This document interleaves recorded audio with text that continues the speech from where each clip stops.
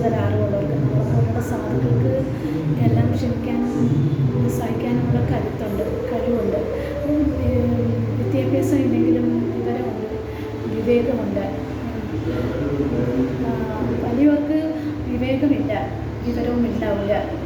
അവർക്ക് അവരെ ഒപ്പത്തിനൊപ്പമുള്ള ആളിനെ അല്ലെങ്കിൽ പുതിയ ഒരാളിനെ കാണിക്കാനൊക്കെ വേണ്ടി ബാക്കിയുള്ളവരെല്ലാവരെയും താഴ്ത്തിക്കെട്ടുന്നവരാണ് നമ്മളിൽ പലരും. അതിനിടെ ഞങ്ങളുടെ ഓണം പാവങ്ങളും ഓണം കൊള്ളുമെന്ന് പറഞ്ഞ് ഞാൻ കേട്ടിട്ടുണ്ട്. എൻ്റെ ഫാദർ മാവേലിക്കരക്കാരനാണ്. അത്താക്ക് ഓണം ഇഷ്ടമാണ്. അത്താടെ ഉടമ്പറമ്പ് മോളാണ് ഞാൻ എന്നാണ് എല്ലാവരും പറയുന്നത്. അത്താടെ സ്വഭാവമാണ്. പക്ഷേ നമുക്ക് ആരെയും ചതിക്കാനോ വഞ്ചിക്കാനോ ഉള്ള മനസ്സുണ്ടാവില്ല. പക്ഷേ എല്ലാവരും അങ്ങനെയല്ല. പുതിയ ആളുകൾ വരുമ്പോൾ പഴയ ആളുകളെ എറിയും. പക്ഷേ എനിക്കതൊന്നും പ്രശ്നമല്ല. എനിക്ക് ആരെ എറിഞ്ഞാലും ഒന്നുമില്ല, എറിയില്ല. അല്ലാഹു അതിനുള്ള ആത്മബലവും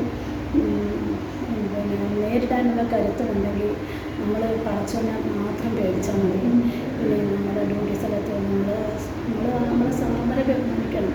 അവർ നമ്മളെ ബഹുമാനിക്കുകയോ മാനിക്കുകയോ അവരെ ബഹുമാനിക്കണമെന്ന് പറയുന്നില്ല. അവരവളെ മാനിക്കുകയോ നമ്മളെ എന്താ പറയുക,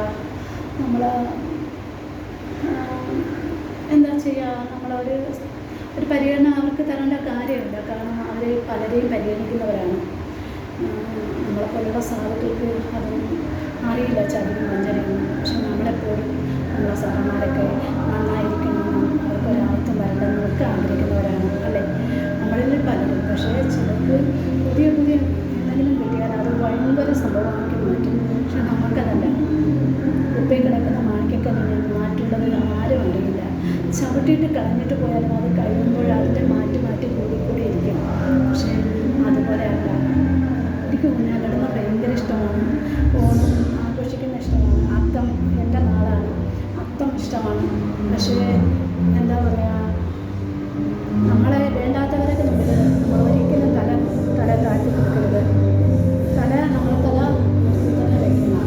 ഇതാണ് എൻ്റെ ആഗ്രഹം.